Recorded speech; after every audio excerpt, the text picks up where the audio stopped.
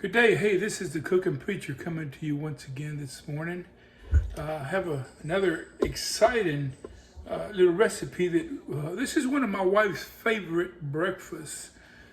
So it's a little bit healthy. Well, it's a whole lot healthy. And I'm going to share with you what we're going to be making. I really haven't put a name on this. I'm just going to call it the Santa Fe breakfast. And let me share with you our ingredients here. Let me move this thing here real quick. But let me share with you our ingredients here. That way you can see what we actually got going on here. What we have here is a little bit of jalapeno, some bell pepper, some tomato, some onion, and some ham. And then, of course, the eggs. But once again, this is jalapeno, bell pepper, tomato, onion, and ham. And what I'm going to do today is show you how to cook this. You know, most people, they try to put it together real fast and it doesn't come out that good. But today I want to share with you what exactly I'm going to do, how I'm going to do this, and how I'm going to prepare this for you. And once again, this is one of my wife's favorite breakfasts. She loves it when I cook this for her for breakfast. So I'm going to share with you today how we're going to prepare this. Here, let me shoot this down here real quick. And I had a question. Somebody asked me a question yesterday and said, why do I use olive oil and butter at the same time? Well, there's always an answer to my method. Once again, I want you to know you try to keep it low and slow, real low.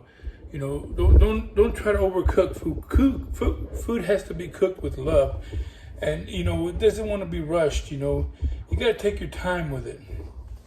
So the reason I cook with olive oil and butter at the same time is because if you put butter in there by itself, butter will burn. If you let butter sit for a while, you'll see how it turns brown, it burns. But when it's mixed with oil, it doesn't burn. But you don't cook with oil by itself because you don't get the flavor you want. So you put a little bit of butter and the flavor comes out that you want. But we're going to get started here today.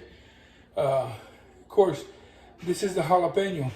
And what I do usually, I put my hard stuff in first. I'll throw my jalapeno in. Then I'll throw my bell pepper in. And I'll let them cook together for a little bit before I put anything else in there. The reason why is because I want to cook this down and get it a little bit more tender than hard. You know, I don't want to be eating some nice eggs and all of a sudden I bite into something hard like a jalapeno or bell pepper. Even though these are sweet bell peppers, you know, you can eat them raw like this, but when cooked with eggs or whatever, you don't want to taste that hardness. You just want to taste nice tenderness. So this is kind of why I do it like this first. I let this cook really, really good. And it depends on how well you want them. I like mine a little bit tender, and right before they get a little bit soft, I'll throw my other ingredients in there too, so they won't overcook on me. But this is one of the reasons my wife likes this so much. She likes the way you get the fire, you get the sweetness, you get the onion taste, you get the tomato taste. If you've never tasted onions and tomato and eggs, man, you're in for a treat. But once again, I always put my salt and a little bit of pepper and before I put my eggs. I've already whipped my eggs today.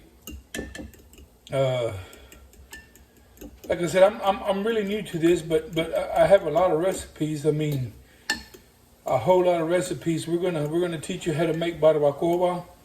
We're gonna teach you how to make birria tacos. I mean, even tacos. You know, some people even have trouble making rice, Hispanic rice, Mexican rice, however you want to call it. We can make rice 2 or 3 different kinds of ways. We go sometimes go with the traditional way, or sometimes we just go the fast way. You know, it depends on the vineyard or what we're having or whatever. But we cook rice 2 or 3 different ways, and we're going to share that with you, and how to clean your rice, how to make fluffy rice, and you see, you go to different parties and you see people that cook rice, and it's always what we call mushy or stuck together.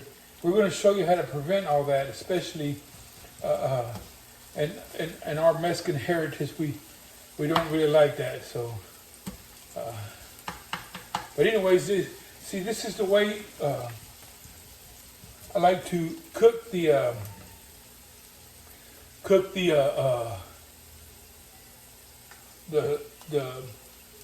jalapeno and the bell pepper right before I throw my ham in. Right before it gets done, I throw my ham in. And this is very important that, you know, you don't want to overcook stuff like this, but then you put your ham in and you let that cook with it. It's a little bit, let's get that going. And once again, I use 100% olive oil. I don't use any kind of vegetable oil or anything. I'm a big believer in olive oil. I've always have. The butter that I use is 100% butter. It's not margarine or anything like that. We use the real butter. And I'll show you when I'm going to throw my butter in. Because right now I put my oil, but I don't put the butter in just yet, because once again, butter will tend to cook and burn out. So you don't want to put that in when you're cooking this right here. The jalapeno, the bell pepper, and the ham. You don't want to put your butter just yet. You put your butter in right before you're going to throw your eggs in. And you'll see what I'm talking about here in a minute. We're getting this nice and cooked. Depends how well you want your ham. To me, that's just about right there for me, for us. And we'll throw our butter in right there. And this is where the flavor is going to come out right now. This is about 2 teaspoons of butter, because I'm cooking a little bit of extra eggs right now for our breakfast. See, the butter's melting down. The flavor's already getting into the vegetables and the ham. So right when the butter melts down, it's when you want to throw your eggs in. And trust me, this is a nice, good, healthy breakfast, you know. Especially you can just eat this with a fork right out of the plate with no problems, and it's delicious. Right about now is where, like, once again, we're low and we're slow. Once again, here we go, putting our eggs in.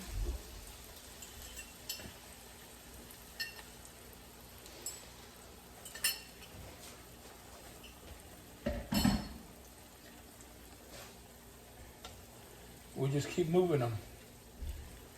I haven't put my tomato in yet, or my onion yet, because I want my eggs to get halfway cooked right before I do that. And that's just about the time right here. Right here is when I put the rest of the in. I put the tomatoes in. I put the onion in. And let that cook with that. If you put the onion in too early, or the tomato in too early, they'll overcook on you. But I like to put my tomato right around there. And these are cherry tomatoes, and let them cook there just like that. You don't want to overcook tomatoes or onion.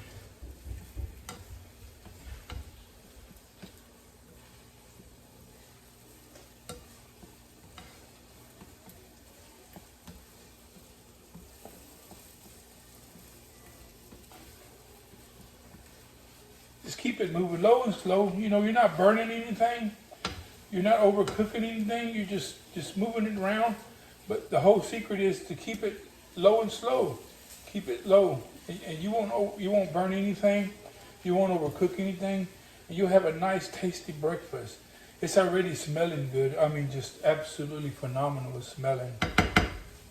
It's about ready now to us. This is how we like it right here, just like this.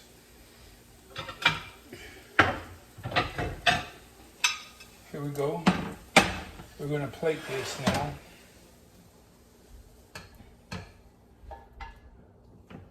And this is our breakfast right here. Now, once again,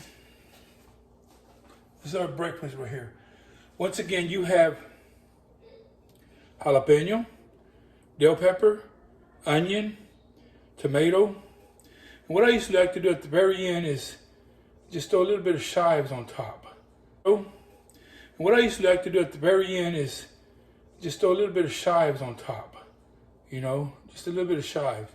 And my wife likes cheese.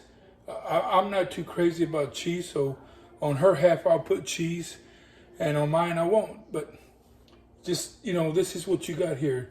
The Santa Fe breakfast from the Cooking Preacher this morning. Hey guys, I hope you're loving these videos. I'm getting some good comments, and so I'm excited about moving forward and showing you some more ingredients and more cooking tips of how to keep going. But once again, these are my recipes, my mother's recipes, my grandmother's recipes, and 3 generations, you know. And so we're excited about what's going on, and I hope you can keep joining us. God bless you. Cooking Preacher.